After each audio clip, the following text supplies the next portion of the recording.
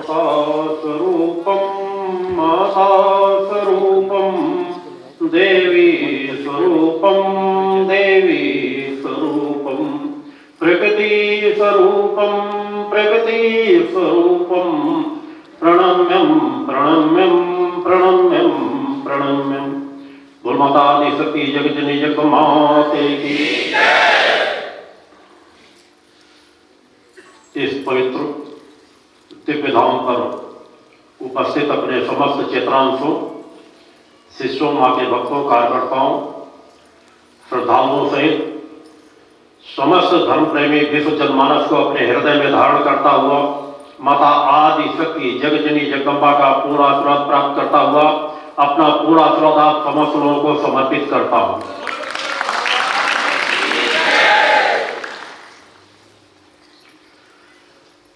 इस तीर्थ स्थल पर कार्यकर्ता बैठक के रूप में उपस्थित होने के ये क्षण अत्यंत ही सौभाग्यशाली होते हैं। कार्यकर्ता बैठक जब सिद्धाश्रम धाम में मेरे द्वारा आयोजित की जाती है, अपने शिष्य कार्यकर्ताओं को जब इस दिव्य धाम पर मैं एक कार्यकर्ता के रूप में आह्वान करता हूं,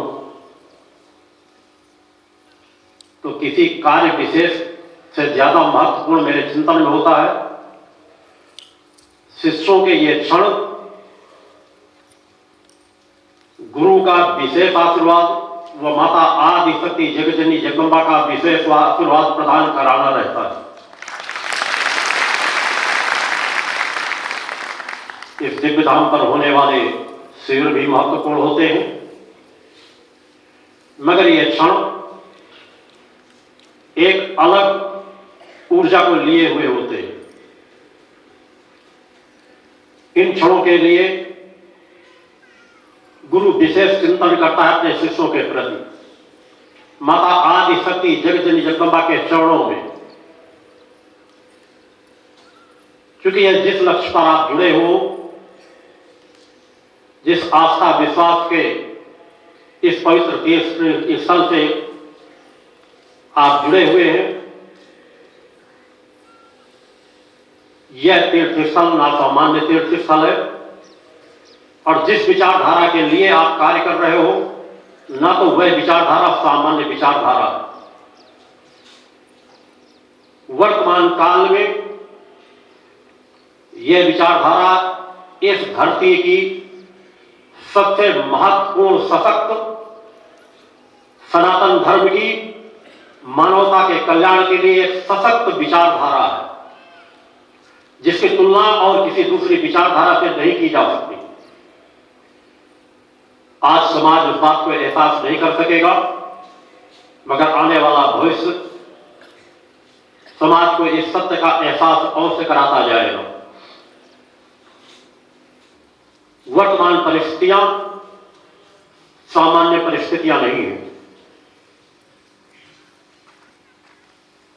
वर्तमान जिन परिस्थितियों पर आज पूरा विश्व जनमानस जीवन जी रहा है, वह अत्यंत संघर्ष का काल है। विश्व में सभी जगह संघर्ष चल रहे हैं। कहीं युद्ध की विभीषिकाओं को हम देख रहे हैं, कहीं अन्याय अत्याचार की परिस्थितियों को भी हम देख रहे हैं,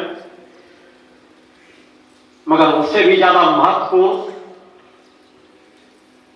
भारतवर्ष के समस्त नागरिकों को वर्तमान परिस्थितियों में, खासकर सनातन धर्म से जुड़े हुए लोगों को बहुत ही सजगता का जीवन जीने की आवश्यकता है।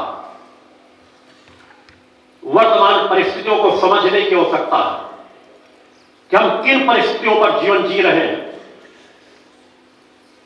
कहते हैं एक व्यक्ति वह होता है जो एक सहजता का जीवन जीता है, मगर जब बच्चे खेलते हैं पर कूदते रहते हैं, उनको कुछ फर्क नहीं नजर आता, उनको कुछ समझ नहीं आता। मगर जो घर का गार्जियन होता है, जब वह देखता है कि कोई भवंडर आ रहा है या आंधी तूफान का माहौल बन रहा है, घनघोर बादल छाने वाले हैं, तो बहुत पहले से गार्जियन समझने लगता है दूर से उन परिस्थितियों को देख करके।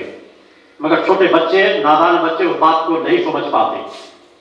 मगर गार्जियन तुरंत उन चीजों की व्यवस्था करता है कि पानी बरसने वाला है तो बच्चों को भी सही जगह पर पहुंचने की बात कहेगा, अपने अन्य कार्य निपटाने का कार्य करेगा। आज वही परिस्थितियां हैं। एक दिव्य योगी, चेतनावान योगी हर परिस्थितियों का आंकलन वर्तमान का भी करता है और भविष्य का भी करता रहता है।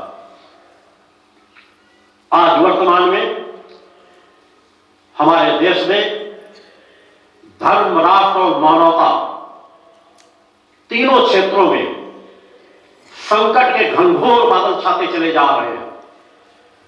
संघर्ष की विपरीत परिस्थितियां आती चली जा रही है। इन विपरीत परिस्थितियों को समझने की जरूरत है। केवल अपने आप में खो जाने की आवश्यकता नहीं है, अपने आप में ही लिप्त हो जाने की आवश्यकता नहीं है। थोड़ा सा विवेक को जागृत करके कुछ समय शांत चित्त होकर के बैठ करके विचार करने की आवश्यकता है कि हम किन परिस्थितियों में जीवन जी रहे हैं, विश्व में क्या हो रहा है, हमारे भारतवर्ष की भारत भूमि पर क्या हो रहा है और हम स्वयं क्या कर रहे हैं। और यदि लगे कि हां कुछ परिस्थितियां विपरीत हो रही हैं, वह संकट हमारे जीवन में भी आ सकता है, हमारे समाज में भी आ सकता है, हमारे धर्म में भी आ सकता है, हमारे राष्ट्र में भी आ सकता है, मानवता के लिए भी संकट बन सकता है, तो साधकों का कर्तव्य होता है कि उन क्षणों पर अपने कर्तव्य को पहचाने, अपने कर्म को पहचाने कि इन परिस्थितियों पर हमारा कर्म क्या बन रहा है। और यह विचारधारा उसी कर्म को करने के लिए ही दी गई है। प्रारंभ से जो विचारधारा डाली गई, विषम से विषम संघर्षों के बीच एक सशक्त विचारधारा की नींव डालकर समाज में एक ऐसी दिशा दी गई कि समाज में एक सही परिवर्तन आ सके, समाज में एक साधक प्रवृत्ति आ सके, साधक और साधिकाएं तैयार हो सके, सत्य साधक और सत्य साधिकाएं बन सके, क्योंकि वही अपने कर्म को सही स्वरूप दे सकती हैं, वही अपना कर्म अच्छे से कर सकते हैं जो अपने कर्तव्य को समझने का प्रयास करे और अपने अंदर साधक प्रवृत्ति लाने का प्रयास करे। कुछ वर्षों पूर्व मेरे द्वारा साल 2-2 सालों में कार्यकर्ता बैठक संपन्न की जाती थी, मगर मैंने एक गैप दिया था और मैं अपेक्षा कर रहा था कि शायद भविष्य में मुझे अलग से कार्यकर्ता बैठक दोबारा न करना पड़े, क्योंकि मेरी व्यस्तता साधनात्मक अन्य क्रियाओं से जुड़ी हुई है। कई बार लगता है जब कार्यकर्ताओं शिष्यों को कुछ निर्देशन दे दिए जाते हैं तो वरिष्ठ कार्यकर्ता आगे हुए निर्देशन बराबर उसी तरह प्रवाह में लिए रहेंगे, समाज को एक दिशा मिलती चली जाएगी। मगर फिर भी वर्तमान परिस्थितियों को जो सतत आंकलन किया गया, मुझे लगा कि मुझे पुनः अपने कार्यकर्ताओं को जगाने की आवश्यकता है, उनके अंतःकरण को और निर्मल और पवित्र बनाने की जरूरत है, उनके अंदर के अंधकार को मिटाने की आवश्यकता है, उनको उनके कर्तव्य का बोध कराने की आवश्यकता है। यह यात्रा कितनी महत्वपूर्ण है उसको अलग से उन्हें पुनः समझा सकूं। जो बातें शिविर में सामूहिक होती हैं उनमें और कार्यकर्ताओं को निर्देशन देने में बहुत फर्क होता है। शिविर में मेरे शिष्य भी होते हैं, कार्यकर्ता भी होते हैं, समाज के अन्य भक्त भी होते हैं। कार्यकर्ता मेरी इस आध्यात्मिक यात्रा के, मेरे जीवन के एक अंग हैं।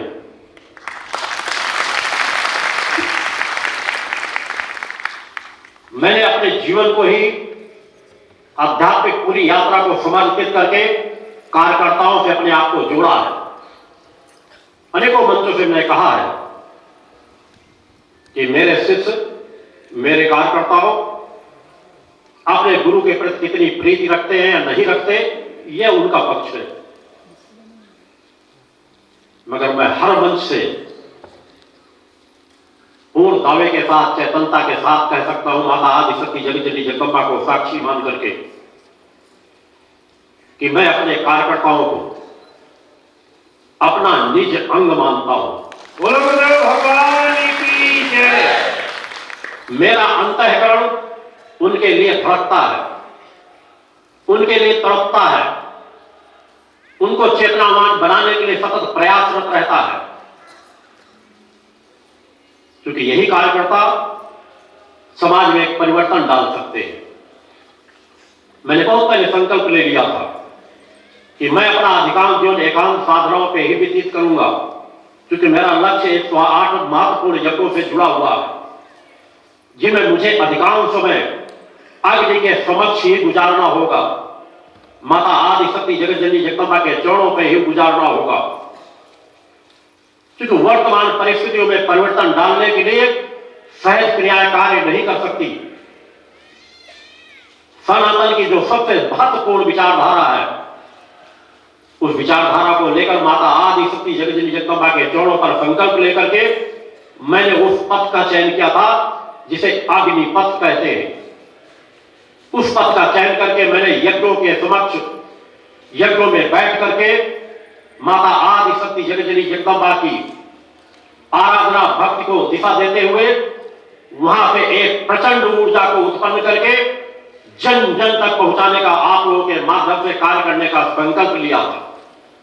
उसी दिशा में मेरी यात्रा चल रही है। कार्यकर्ताओं को थोड़ा सा सजग होने की जरूरत है, विचार करने की जरूरत है कि जिस काल परिस्थितियों में इस भूतल पर जिस गुरु ने अपनी चेतनात्मक क्षमता का एहसास कराने के लिए ही विश्व अध्यात्म जगत को साधनात्मक तत्बल की चुनौती दी थी, जो गुरु हर मंत्र से कहता है कि वर्तमान काल में विश्व में एक भी आध्यात्मिक ऊर्जावान चेतनावान धर्मगुरु नहीं है जो मेरी साधनात्मक क्षमताओं का 10% भी सामना कर सके। भगवान की जय। आप ऐसे गुरु से जुड़े हो, आप जिस पवित्र तीर्थ स्थल पर बैठे हुए हो, यह पवित्र तीर्थ स्थल सामान्य स्थल नहीं है। धरती के समस्त तीर्थ स्थलों से अधिक प्रचंड ऊर्जा विश्व कोने कोने पर इसी पवित्र स्थल से पहुंचाई जाएगी।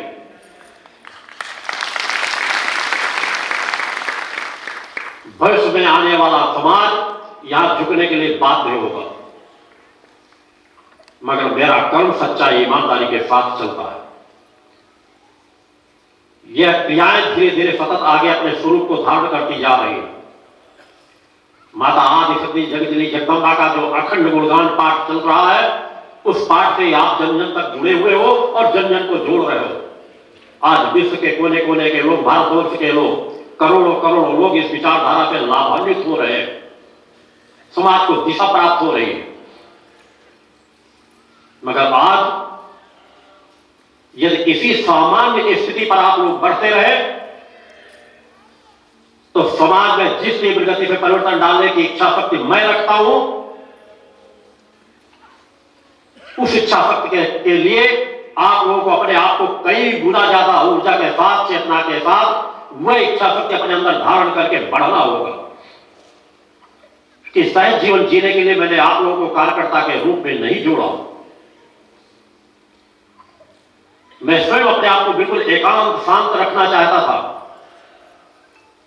आज से 30-35 वर्षों पहले तो मैं अपने आप का परिचय भी समाज में देना पसंद नहीं करता था। मेरा लक्ष्य था कि काश मुझे कुछ ऐसे धर्मगुरु प्राप्त हो जाएं जिन्हें मैं जो कहूं वह करने के लिए तैयार हो जाए, समाज को दिशा देते चले जाएं। तो मैं पूर्णतः ऐसे एकांत स्थान पर रहना चाहता हूं जहां पर मां के अखंड यज्ञों को पूर्ण करता रहूं और मेरा परिचय समाज से हो ही ना। लोग उस जगत जननी को पहचाने, समाज को पहचाने, मुझे अपना पहचान कराने की आवश्यकता नहीं थी।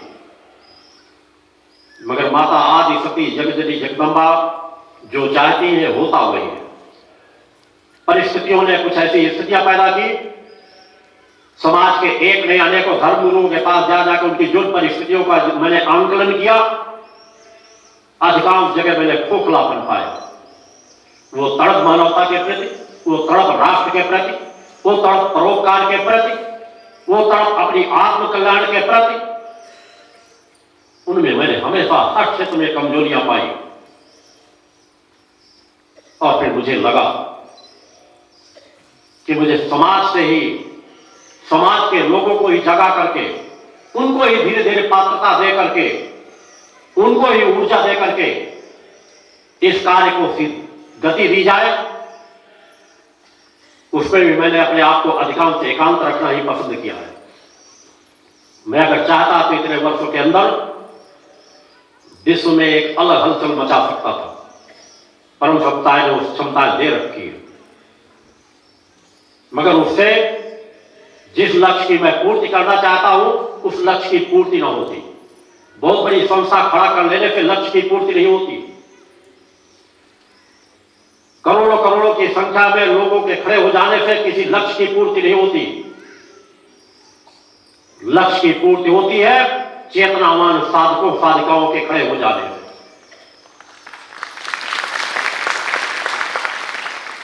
सैकड़ों करोड़ों से अधिक 5 पांडव श्रेष्ठ होते हैं, क्योंकि उनके साथ भगवान खड़े होते हैं।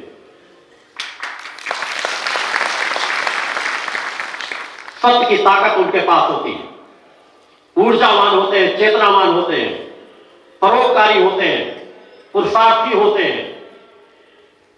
इसलिए उनके साथ भगवान श्री कृष्ण खड़े हुए। आप तो उनसे भी करोड़ों गुना सौभाग्यशाली हो।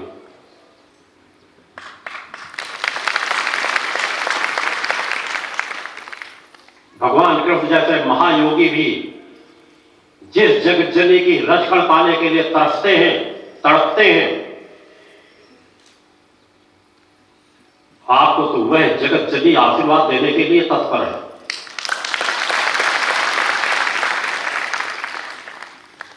आप एक ऐसे गुरु से जुड़ने का आपको सौभाग्य प्राप्त है जो सिद्धाश्रम परम धाम, मैं इस धाम की बात नहीं कर रहा, अनंत लोकों में जो माता आदि शक्ति जगत जननी जगदम्बा के दिव्य धाम, शक्ति धाम के बाद दूसरा सबसे सशक्त धाम कहलाता है, जिसे मुक्ति धाम, परम धाम, दिव्य धाम कहते हैं। मैं वहां का योगी सच्चिदानंद हूं। बोलो बोलो भगवान की जय। उस आत्मा का सानिध्य आपको प्राप्त हो रहा है। बस आपको सत्य के पलड़े पर दृढ़ता के साथ खड़े होना है। दृढ़ता की पराकाष्ठा हो। जीवन में शिथिलता का जीवन कभी भी किसी लक्ष्य को प्राप्त नहीं कर सकता।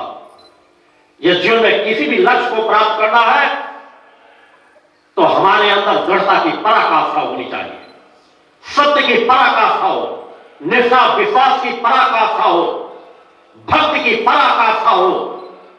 वैसा जीवन कार्यकर्ताओं को जीना चाहिए। ऐसा जीवन बार बार प्राप्त नहीं होगा।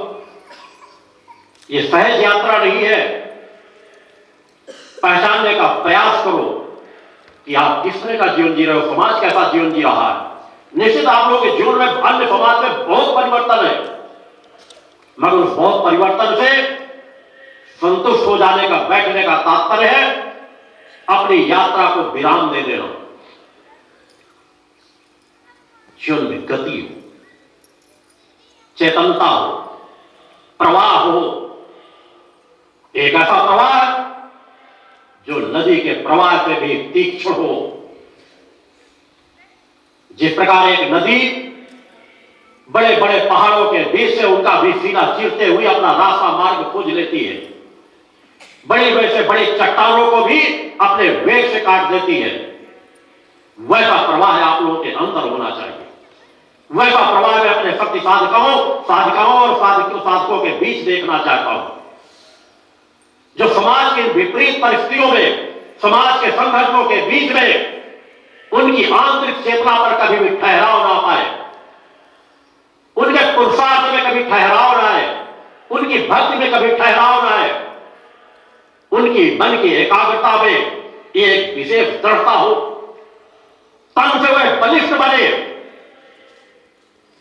और बुद्धि की प्रखरता को प्राप्त कर सके, तभी समाज में परिवर्तन डाला जा सकता है। अपने आप को कमजोर मत समझो। इस यात्रा में तुम गरीब हो अमीर हो ये मायने नहीं रखता। बस तुमने अपने हृदय पर मेरे अपने विचारों को कितना धारण किया है, महत्वपूर्ण यह है।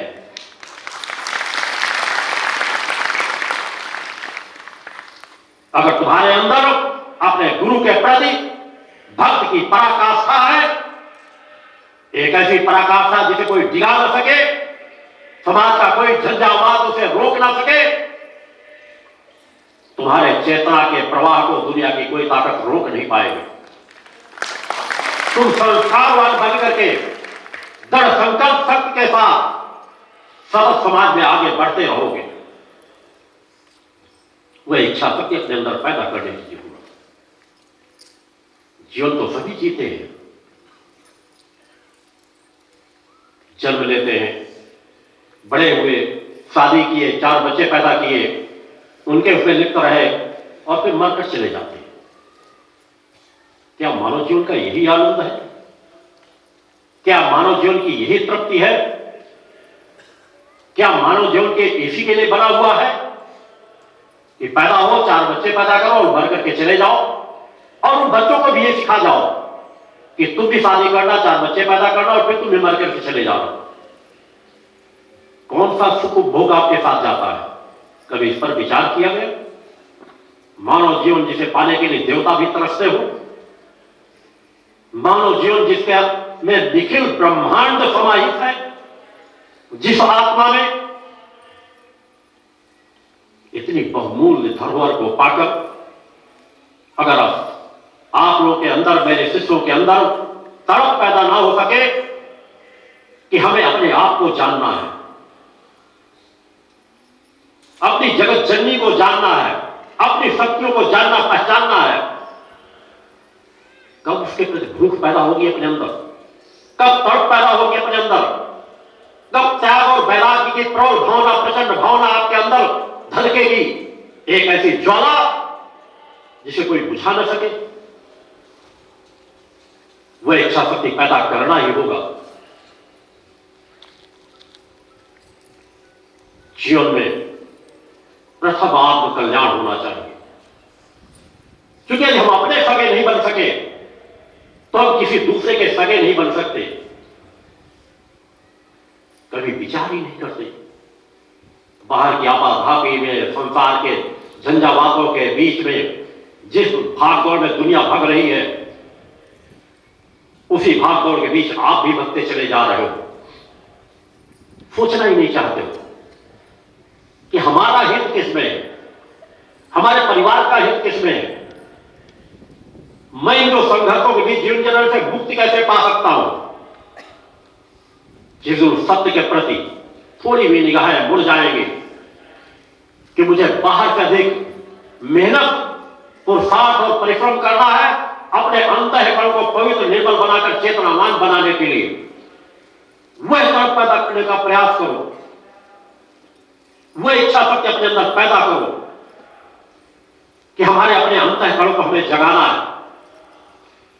बाहर की पूंजी इकट्ठा करने से हमारा कल्याण नहीं होगा। उससे तो 25 साल 50 साल अधिकतम उसका लाभ ले सकते हैं, एक दिन सब कुछ हमसे छिन जाएगा। हमें ललक पैदा करने पड़ेगा एक ऐसी पूंजी को जो आज भी हमारे पास रहे, इस जीवन के बाद भी हमारे साथ रहे और सदा सदा हमारी बन जाए। वो तभी होगी थोड़ा सा सोचोगे, इच्छा शक्ति पैदा करोगे कि हमें अपने आप को पहचानना, अपने कर्तव्य को पहचानना है। अनेकों जीवन होते हैं, जब आप कहानियां पढ़ते हो कि राम थे, कृष्ण थे, या और कोई महापुरुष थे, या समाज सेवक थे, या ऐसे कोई राजा महाराजा थे जिन्होंने समाज के लिए बहुत अच्छा कार्य किया, तो काश उनके साथ हम होते। आज वो काश नहीं है, आज तुम साकार हो और उस यात्रा के साथ जुड़े हुए हो। तुम्हें अपना कर्तव्य करने का खुला मौका मिल रहा है। और तुम्हारा गुरु तो तुम्हें सामर्थ्यवान बनाना चाहता है, तुम्हें चेतनावान बनाना चाहता है, तुम्हें पुरुषार्थी परोपकारी बनाना चाहता है। एक ऐसी ऊर्जा को प्राप्त करो जो युगों युगों तक तुम्हारी अपनी बन जाए। ऐसी प्रीत गुरु के प्रति पैदा करो, ऐसी प्रीत परम सत्ता माता आदि शक्ति जगत जननी जगदम्बा के प्रति पैदा करो, वो इच्छा शक्ति जगाओ।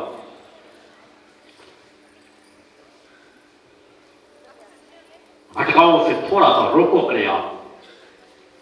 साधना केवल इसके लेने की दौड़ते हुए गए पूजन स्थल में बैठे और बस मंत्र जाप के काम कोटा पूरा हो गया।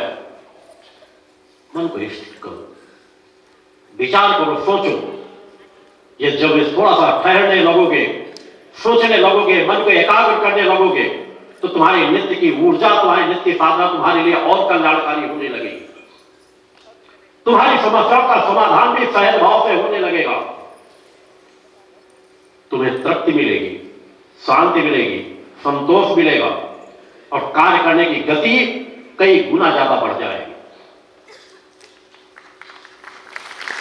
मगर जिस तरह आपको आपका गुरु अपने जीवन का अंग मानता है, उसी तरह जिस दिन आप इस लक्ष्य को अपने जीवन का लक्ष्य मान लोगे और उस कर्तव्य पथ पर बढ़ चलोगे जिस पर आपका गुरु बढ़ाना चाह रहा था, तो सहज भाव से परिवर्तन आता चला जाएगा। वो इच्छा शक्ति पैदा करो। जिस तरह सूर्य के उदय होने से अंधकार मिट जाता है, प्रकाश आ जाता है, हमें सब कुछ साफ साफ दिखाई देने लगता है। ये बाहर की आंखें देख सकती हैं, सब कुछ साफ साफ दिखाई देने लगेगा, मगर इससे भी ज्यादा कई गुना आवश्यकता है आपको अपने अंतःकरण को प्रकाशित करने का। जिस दिन आप अपने अंतःकरण को प्रकाशित करोगे, तो जो तृप्ति आपको आंखें खुलते ही प्रकाश को देखकर खोती सब कुछ साफ साफ देख लेते हो, जिस तरह अंतःकरण प्रकाशित हो जाएगा, इंद्रियां आपके वशीभूत हो जाएगी, तो वैसा ही प्रकाश अंदर से फूटने लगता है, सब कुछ साफ साफ दिखाई देने लगता है, अंदर की तृप्ति प्राप्त होने लगती है, आनंद प्राप्त होने लगता है, निरोगता की प्राप्ति होती है, चेतना की प्राप्ति होती है। तड़प पैदा करो, क्योंकि आपके गुरु ने जैसा जीवन हमेशा जिया है वैसी अपेक्षा शिष्यों से करता है कि क्या आप अपने स्वयं के जीवन में, आप अपने परिवार में, अपने बच्चों के जीवन में वह प्रवाह डाल पा रहे हो? क्या भक्ति में अपने आप को थोड़ा डुबा पा रहे हो? आपके अंदर क्या इच्छा शक्ति होती है कि हमारे अंदर आंतरिक वैराग्य पैदा हो? क्या आपके अंदर इच्छा शक्ति पैदा होती है कि आप अपने बच्चों को अपने से ज्यादा चेतनावान बना सको, उनको वह राह दिखा सको कि अगर हम वो यात्रा नहीं तय कर सके, हमको कम यात्रा तय करने को मिली है, तो आपको बचपन से वो यात्रा और अच्छी तय करने को प्राप्त हो रही है, आप उसमें डूब कर आगे बढ़ो। भक्ति कभी विकास को नहीं रोकती। बच्चे यदि भक्ति करेंगे, सनातन धर्म पर निष्ठा विश्वास समर्पण के साथ चलेंगे, माता आदि शक्ति जगत जननी जगदम्बा की आराधना करेंगे, तो उनका भविष्य सदैव उज्जवल होगा। क्या आप घर के वातावरण में अपना ऐसा वातावरण बनाते हो कि घर पे गुरु के वाणी गूंज रही हो, भक्त के गीत चल रहे हो? वैसा वातावरण दोगे तो बच्चों के विचारों में धीरे धीरे परिवर्तन आएगा। इच्छा शक्ति पैदा करो। बच्चों का कल्याण केवल इसी नहीं होगा कि उनको शिक्षा दिला दिए और फिर वह कहीं नौकरी कर लेंगे, बस जीवन का कल्याण हो जाएगा। ये बहुत छोटी सी तुच्छ विचारधारा कही जाएगी, क्योंकि अगर हम किन्हीं बच्चों को अपने खोखला करके किसी एक पक्ष को हमने मजबूत भी कर दिया, तो कभी भी सुख शांति समृद्धि को प्राप्त नहीं कर पाएंगे। वो खोखलापन कहीं ना कहीं उनको धराशायी कर देगा, उनको कर देगा, या उनके आगे वाली पीढ़ी तक जाते जाते कोई जीरो में चले जाएंगे। इसलिए वर्तमान समाज को कभी देखने का प्रयास किया करो।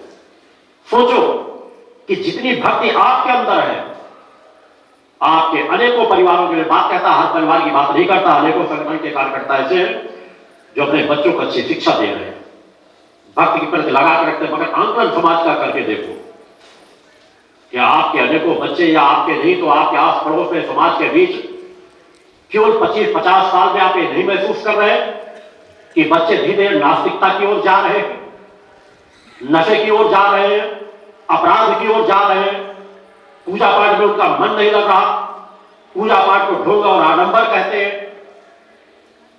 क्या होगा इन बच्चों का भविष्य? आपके आगे आने वाली पीढ़ी, अगर आपको तृप्ति, असली तृप्ति वही होती है जब उनको महसूस हो रहा हो कि हां हम आगे चल रहे हैं, हमारे पीछे चलने वाली पीढ़ी और ज्यादा ताकत और जोश के साथ आ रही है, तब असली तृप्ति मिलती है कि मैं रहूं ना रहूं। आगे आने वाली पीढ़ी उस धर्म ध्वजा को सदैव फहराती रहेगी, सत्य के साथ खड़ी रहेगी, हमारा सनातन धर्म जीवंत रहेगा, हम फिर गुलामी के राह पर नहीं जा पाएंगे। जिस गुलामी को आपके पूर्वजों ने भोगा है, एहसास किया करो कभी उन क्षणों को कि आपके ही पूर्वजों ने यातनाएं सही है, हमारे अनगिनत हजारों हजार मंदिर खंड खंड कर दिए गए, मूर्तियां तोड़ दी गई, हजारों हजारों लोगों को कत्ल कर दिया गया, लाखों लाखों लोगों को धर्म परिवर्तन करने के लिए बाध्य कर दिया गया। वो भी समाज इसी भारत भूमि का था, आपके पूर्वज थे। धर्म ग्रंथों को नष्ट कर दिया गया, फिर भी बचा कुचा समाज कहीं न कहीं अपने समाज को दिशा देता रहा। राम के मंदिर ध्वस्त कर दिए गए, काशी में कब्जा कर लिया गया, तो लोगों ने कुछ नहीं तो अपने बच्चों के नाम के आगे राम या शिव या कृष्ण लगा लगा करके नाम देना प्रारंभ किया। एक सतत विचारधारा थी कि कम से कम तुम दुनिया में सब कुछ नष्ट कर दो हमारा, मगर ये नाम कहीं न कहीं चलता रहेगा, तो हमारी आगे आने वाली पीढ़ी कहीं न कहीं सोचेगी और विचार करेगी, तो शायद पुनः वह चीज हासिल कर ले। मगर आज का समाज सब कुछ भूल जाता है कि हम कितने संघर्षों के बाद आज इस वातावरण को हमने प्राप्त किया है कि हमारा देश भी आजाद है, हम आजाद हैं, मगर हमारी मानसिकता क्या उस गुलामी से आजादी पा पाई है, या इस आजादी का हम सही सदुपयोग कर पा रहे हैं? क्या हम पर इस पर कभी विचार करते हैं, कभी इस पर सोचते हैं? इतनी आसानी से अगर हम अपने 150 साल, 400 साल, 500 साल के इतिहास को भुला बैठेंगे कि हमारे ही पूर्वजों को किसकी वंश परंपरा चलाना चाहते हो, हमारा पुत्र पैदा हो जाए तो हमारी वंश परंपरा चलेगी। अरे जिनकी वंश परंपरा चलाना चाहते हो उन्हें कितनी यात्राएं दी गई, उन्हें तड़पा तड़पा करके मारा गया, उनके आस्था विश्वास के केंद्रों को नष्ट कर दिया गया। उस परंपरा को याद नहीं रखोगे, उस परंपरा को नहीं बढ़ाना चाहोगे कि हम अपने सनातन को स्वयं फिर सशक्त करें, फिर हमारे समाज में शक्ति साधक और शक्ति साधिकाएं तैयार हो जो त्याग और वैराग्य की प्रतिमूर्ति बने, परोपकार की प्रतिमूर्ति बने। वो इच्छा शक्ति नहीं पैदा करोगे अपने अंदर, क्यों अपने खोए हुए स्थानों की गरिमा को फिर वापस दिला सके? वो इच्छा शक्ति पैदा करना ही पड़ेगा, अन्यथा फिर धीरे धीरे करके तुम उसी गुलामी के चक्रव्यूह में उलझते चले जाओगे। समझने का प्रयास करो। जो यात्राएं आज बांग्लादेश में देख रहे हो या अन्य जगहों पर देख रहे हो, पाकिस्तान में देख रहे हो कि हिंदू हिंदुओं के साथ किस प्रकार की बर्बरता की जा रही है, उनके धार्मिक स्थलों को तोड़ा जा रहा है, किस तरह उनको मारा जा रहा है, किस तरह बहन बेटियों की इज्जत लूटी जा रही है। यही हाल आपके पूर्वजों के साथ हिंदुस्तान में भी गुजर चुका है, इससे हजारों गुना ज्यादा। मगर कम आज की परिस्थितियों को देख करके तो सजग हो। दुर्भाग्य से हमारे देश की सरकार, जो एक सनातनी सरकार मानी जाती है, हिंदुवादी सरकार मानी जाती है, नपुंसकता का जीवन जी रही है। आज यही जिस प्रकार से बांग्लादेश में हो रहा है, यदि किसी दूसरे धर्म के देश में हो रहा होता, उनके धर्म के लोग मारे जा रहे होते, एक दिन का विचार न करते, अपनी सेना का प्रवेश करा देते उस देश में और हिंदुओं की रक्षा करते। मगर हिंदुओं को तो बस केवल एक पाठ सिखाया गया है, सहते रहो, सहते रहो, सहनशीलता। ये मूर्ख लोग सिखाते हैं। हमारे अंदर जहां सहनशीलता की पराकाष्ठा है, वही चेतना की भी पराकाष्ठा होनी चाहिए। जो हमारे ऋषियों, मुनियों, धर्म योद्धाओं, राजा महाराजाओं के पास थी, केवल सहते रहने से हमारा धर्म सुरक्षित नहीं रहेगा, हमारा परिवार सुरक्षित नहीं रहेगा, हमारा समाज सुरक्षित नहीं रहेगा। हमें अनीति अन्याय अधर्म से संघर्ष करना ही पड़ेगा। आज की परिस्थितियां चारों तरफ हम जिस प्रकार से ग्रसित होते चले जा रहे हैं, तो हमें विदेशी आक्रमणकारियों से खतरा नहीं है। दुर्भाग्य से देश आजाद हुआ, मगर हमारे देश में ही मक्कारों, गद्दारों की, सनातन द्रोहियों की कमी नहीं है, नास्तिकों की कमी नहीं है, जो क्षणिक लोलुपता में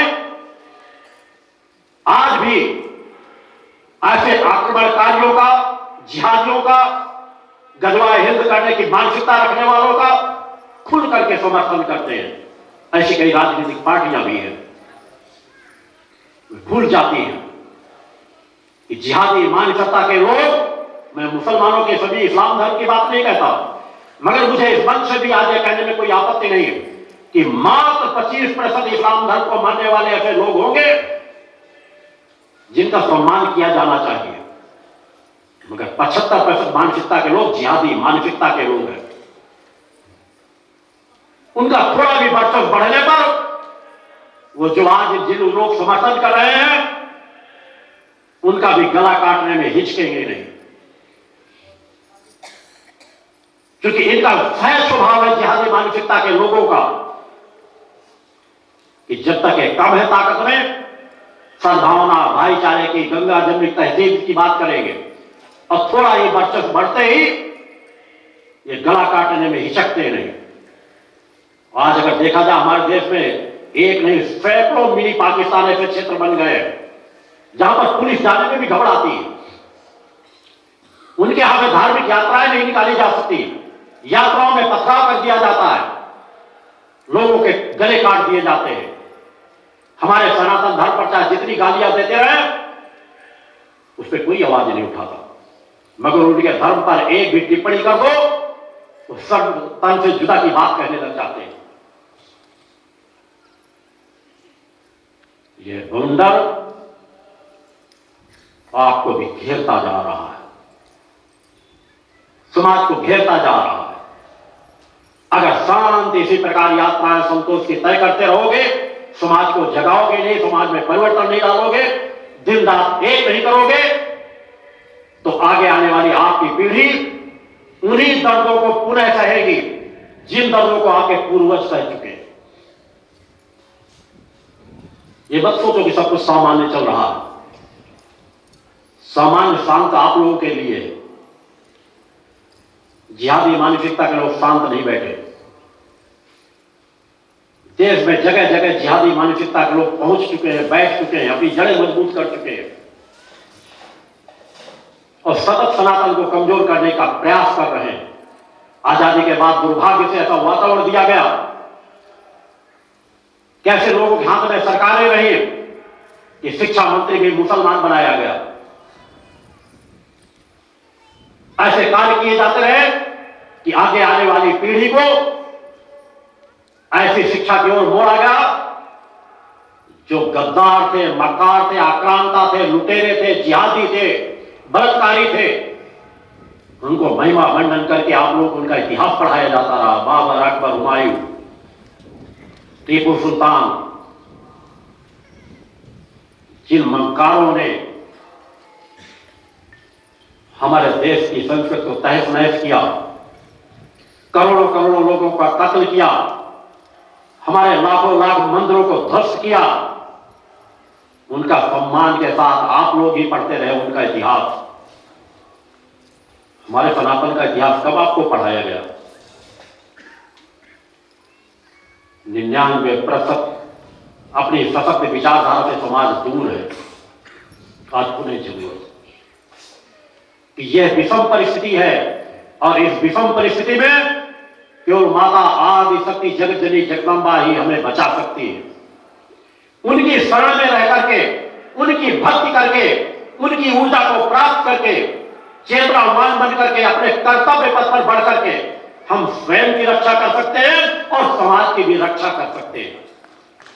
उस दिशा में बढ़ने की आवश्यकता है। समाज को जगाने की जरूरत है। अनीति, अन्याय, अधर्म जिस गति से बढ़ रहा है, दिन रात अपने कदम किस तीव्र गति से उठाते हैं कि देखते देखते पूरे देश पे कब्जा कर लेते हैं। जहां लगता है सालों लगे वहां 10 दिन में कब्जा कर लेते हैं। भारत भी चारों तरफ से जिहादियों से घिरा हुआ है। यह मत सोचो कि तुम्हारे देश पर कुछ नहीं करेंगे। अगर इसी तरह देश में गद्दारी मक्कारी करने वालों का महिमा मंडन होता रहा, भ्रष्टाचारी राजनेता चुनाव जीत जीत करके जाते रहे और देश को लूट लूट करके अपना पैसा विदेशों में जमा करते रहे और तुम छोटे मोटे प्रलोभनों से उनका समर्थन करते रहे, तो देश धीरे धीरे गुलामी की ओर ही जा रहा है। इसे बचाना होगा, समाज को जगाना होगा। इसलिए आप लोगों को रास्ता दिया गया है कि अपने कर्तव्य को पहचानो। आज वक्त नहीं है शांति से बैठने का। हर एक दिन सोचने की जरूरत है कि मैं और क्या कर सकता हूं, मां की भक्ति में और क्या कर सकता हूं, अपने जीवन को सुधारने में और क्या कर सकता हूं, और परोपकार के लिए मैं क्या कर सकता हूं। सजग होने की जरूरत है। अपने बच्चों को दिशा देने का प्रयास करो कि बच्चे तुम्हारे ताकतवर बने, ऊर्जावान बने, योगी बने, उनके अंदर भक्ति हो, वैराग्य का भाव हो, त्याग की भावना हो, केवल शादी ब्याह में लिप्तता ना हो, बल्कि उनके अंदर तो वह वैराग्य हो कि हम ऋषियों मुनियों साधक साधिकाओं के तरह का जीवन जिए। वो इच्छा शक्ति जगानी होगी। एक एक पल का उपयोग करना पड़ेगा। कार्यकर्ताओं के रूप में आप लोगों को जीवन जीने का सौभाग्य प्राप्त हो रहा है। आपकी समस्याओं का समाधान तो सहज भाव से जितनी पात्रता हासिल करते रहोगे, तुम्हें यहां मांगने की आवश्यकता नहीं।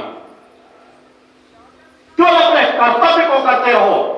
इस जीवन में तुम्हारे योगों में जो चीज प्राप्त होना है, उसमें ना तुम्हारा गुरु ढिलाई डाले करेगा और ना परम सत्ता कभी कोई कमी करेगी। तुम मुझे अपनी बात कहते हो या कहते हो, जब तुम प्राण की पंक्तियों में भी मेरे सम्मुख होते हो तो मैं शांत नहीं रहता। मेरी ऊर्जा तरंगे आपसे सतत जुड़ी होती है।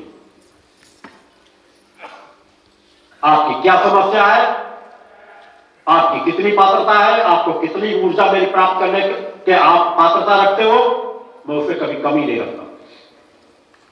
बिना मांगे यह वह स्थान है, मैं ऐसा स्थान निर्माण कर रहा हूं जहां बिना मांगे ही सब कुछ प्राप्त हो। तो चाहूंगा तो भविष्य में बहुत समय आप लोगों के बीच नहीं दे सकूंगा। मेरा अधिकांश समय अग्नि के समक्ष ही गुजरना है। उसके लिए मैं हर पल अपने आप को तैयार रखता हूं। मगर क्या आप उस दृढ़ता के साथ इतने बार मेरे मंचों पर मेरे शिविरों को अटेंड करके उस तड़प के भावभूत पर अपने आप को खड़ा कर पाते हो कि एक ऐसी तड़प पैदा हो जहां अपने कर्तव्य करने की भूख पैदा हो जाए, जहां पैदा हो जाए कि हमें इस जीवन को सार्थक बनाना है। आत्मा की अमरता और कर्म की प्रधानता को अपने जीवन में धारण कर सको। यही एक ऐसा ध्रुव सत्य है जो हर काल में रहा, हर काल में रहेगा, कि आपकी आत्मा अजर अमर अविनाशी है। इसी आत्मा को लेकर आप अनेकों जीवन जी चुके हो, इसी आत्मा को लेकर अनेकों जन्म और जीना है, और तुम्हारे हर कर्म का फल तुम्हारे साथ जुड़ना है। तो क्यों ना सत्कर्म करो, क्यों नहीं पुरुषार्थ करते, क्यों नहीं परोपकार की भूख पैदा होती, क्यों नहीं वह इच्छा शक्ति पैदा होती कि हमारे अंदर वह तड़प पैदा हो कि हां, हम स्वयं अपने आप को सुधारेंगे, हम समाज को दिशा देंगे, आलस्य जड़ता से दूर रहेंगे। आपका गुरु प्रातः 2:30 बजे से जगता है, आपसे तो कहता है सूर्योदय के पहले जग जाओ, मगर मैं जब महसूस करता हूं, कुछ कार्यक्रम छोड़ के अधिकांश लोग अब भी सूर्योदय के समय पर भी लेटे रहते हैं। स्वयं अपना आंकलन करना, अपने परिवार का आंकलन करना, अपने बच्चों का आंकलन करना। धिक्कार है तुम्हें यदि मेरे सैकड़ों बार मन से कहने के बाद भी 5 साल की उम्र के बाद के कोई बच्चे सूर्योदय के समय सोते रहते हैं और तुम उस बातों को नजरअंदाज करते हो। यह प्रारंभ वही होता है जहां आलस्य बच्चों पर हावी होना प्रारंभ हुआ। यह मान लो तुम बच्चों को पतन के मार्ग में बढ़ाना तुमने प्रारंभ कर दिया। जिस प्रकार एक लकड़ी में घुल एक लग जाता है, धीरे धीरे पूरी लकड़ी बर्बाद हो जाती है। लोहे की सरिया में अगर एक छोटा सा जंग लग गया, पूरी सरिया धीरे धीरे बर्बाद हो जाती है।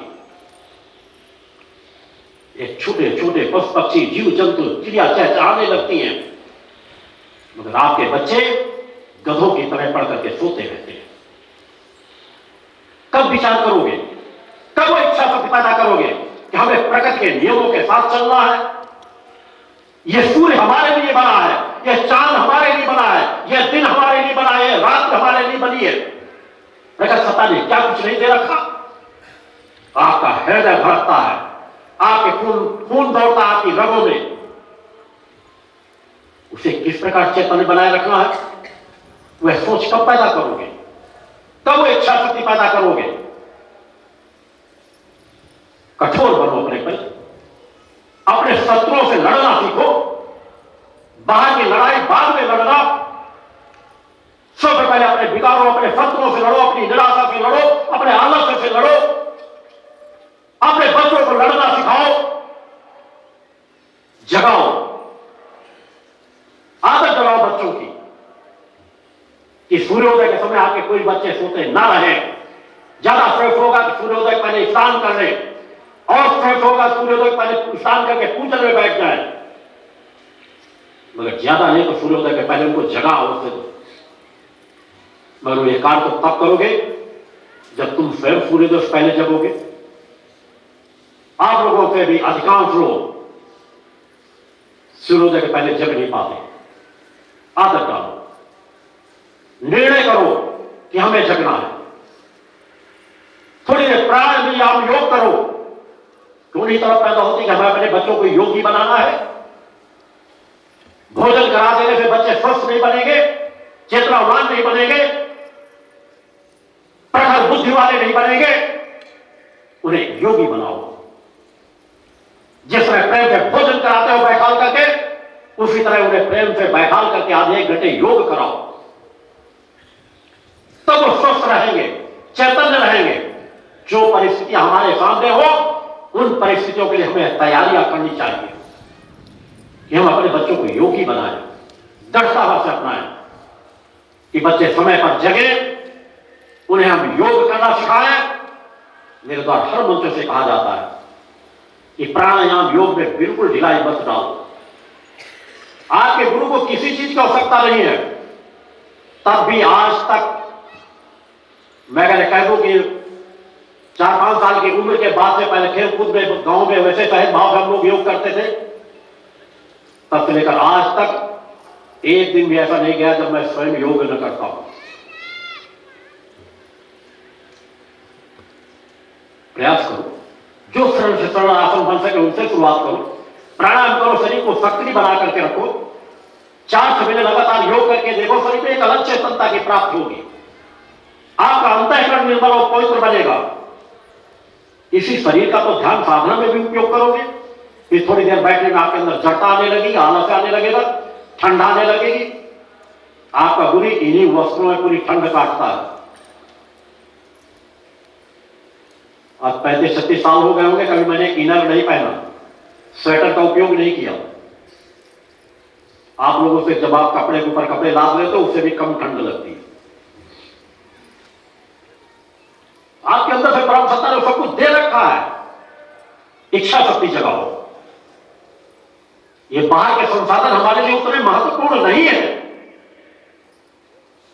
जो हमारे लिए महत्वपूर्ण, उसके प्रति ललक पैदा करो। मैं इनकार करता बैठकों में आपको उन कवियों की ओर इंगित करने के लिए मैंने अलग से बुलाया है, और मैंने सबसे पहले छत्तीसगढ़ का चयन किया है। आप लोग सौभाग्यशाली हैं।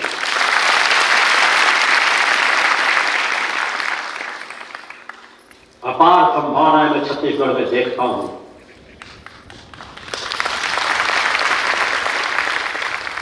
तो बस थोड़ा थोड़ा जगाने की जरूरत है। अंदर वो सोई हुई शक्तियां बैठी हैं, वो भक्ति का प्रवाह अंदर छिपा बैठा है, वह कर्तव्य का प्रवाह अंदर छिपा बैठा है। बस उसे जगाने की जरूरत है। स्वयं अपने अंदर और जन जन तक पहुंचने की जरूरत है।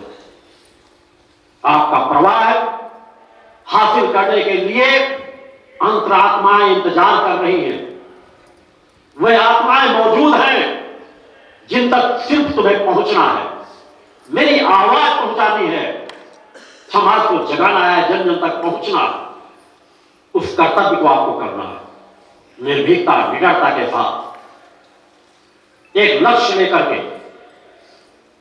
स्वयं अपने बच्चों को दिखा दो, और जो भी बच्चे समाज के आपके संपर्क में आए उन्हें भी वह समझाने का प्रयास करो कि वो नशे से दूर रहें, आलस्य से दूर रहें, निराशा से दूर रहें, अपने सनातन पर गर्व करें, अपने देवी देवताओं पर गर्व करें, उनकी भक्ति करें, उनके जीवन का एक पाठ एक अंग बनाओ। शिक्षा से ज्यादा महत्वपूर्ण धार्मिक शिक्षा है, ये बाहरी शिक्षा से ज्यादा। वो इच्छा शिक्षा है। बच्चों को जहां विनम्रता का पाठ पढ़ाओ, वहां साहस शौर्य और पराक्रम का भी पाठ पढ़ाओ, पुरुषार्थ का पाठ पढ़ाओ, दूसरों के लिए अपने अस्तित्व को मिटाने देने का भाव पाठ पढ़ाओ। जगाना होगा बच्चों को,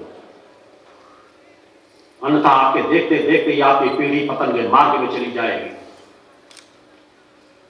आप उस कर्तव्य का कर्तव्य बोध नहीं कर पा रहे। वो इच्छा शक्ति होती तो मैं महसूस कर रहा हूं कि आज आप छत्तीसगढ़ में कई गुना ज्यादा आगे बढ़ चुके होते।